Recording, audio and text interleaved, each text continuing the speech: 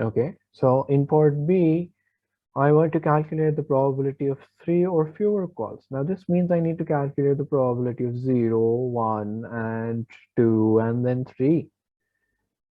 And that's going to be a time consuming process if I were to put everything on a calculator. You might know some shortcuts, so which is fine. You can employ those as well, but still this takes time to put on a calculator. So what do? Uh, you can use your calculator again to go to menu 7. Let's first use the probability distribution.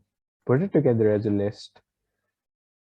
0, 1, 2, 3, and you press an equals to. Let's see for lambda, that's 6. So I get all my answers. Now this one looks odd. You press this, and if you want to take the decimal back, you press shift and this arrow that you can see.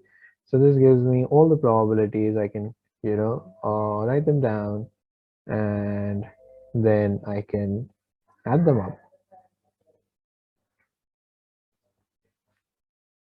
Or I can do this as well. I know that there is something called a Poisson cumulative distribution here as well. I can say that I want to calculate all the probabilities from 0 to 3. So I go to variable, I press 3, and then I press 6. What this is going to do is it's going to calculate all the probabilities.